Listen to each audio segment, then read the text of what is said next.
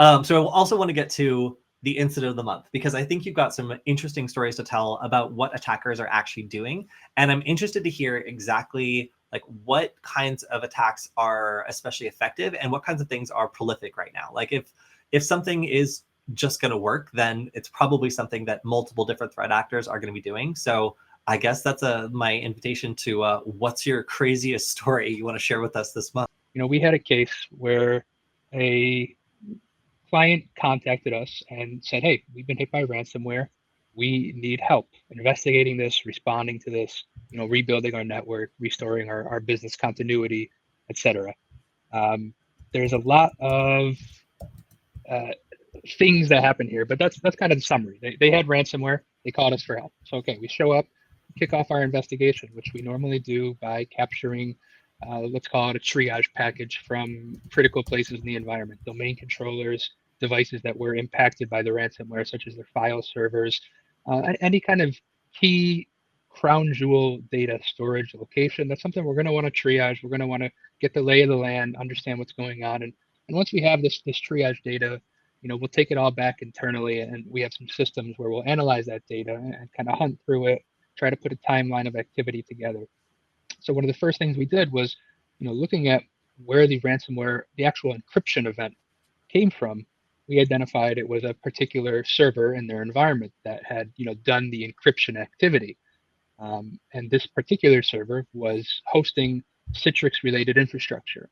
And for people who aren't familiar with what Citrix is, it's a very common application that is most frequently used to expose applications or virtual desktop environments to users over the internet, or over the network, rather. It doesn't have to be over the internet, but a lot of times it's used by companies to expose their remote workforce to applications that they need to work and to virtual desktop environments, so they can log in via the internet. They go to the portal, they log in, they get a window in the browser or in the desktop, depending on what's installed, and they can work as normal. And then that application can connect to whatever it needs to do internally. In this particular use case, they were using it to publish custom applications to their user base.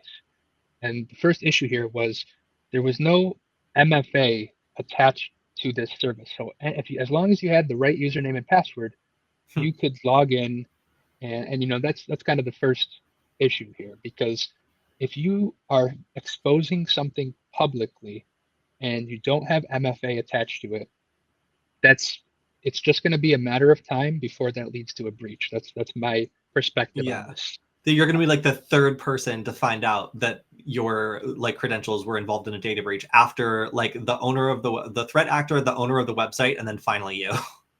Absolutely. It's just it's a real problem for a company to have something exposed to the internet. Now, this could be Citrix or any other public-facing application. This could be RDP, unfortunately, for some organizations exposing this over the internet. This could be often VPN. We see a lot of VPN where there's no MFA being applied. Even something as simple as having a certificate on an endpoint to protect that, or doing actual MFA in some other way. Really important to protect those network facing applications. And I'm going to share something really quick, if that's okay, just one window. Yeah, of course. Just to show the real importance of this. If you don't have MFA deployed in your environments for your remote services, and this, what we're looking at here is Azure sign-in logs. And what we see is, a lot of successful logins, by the way, to various Azure applications, Office 365, etc., via Nigerian IP addresses. And a lot of these were for separate users. So this is the type of thing that you don't expect to see if you're a US-based company, right? This is not something you should be seeing. Is there any way you could zoom in for our friends who might be on mobile devices?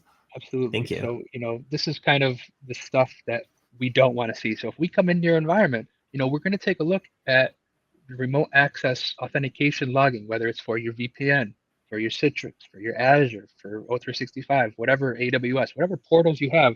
That's something we collect, because we're going to scan that. We have some custom tooling where we can enrich those logs, with effective geolocation, DNS results, DNS lookups, threat intelligence, etc., and really quick to some answers on, well, do we see any suspicious login activity? And this is something we would consider suspicious login activity, certainly. Yeah.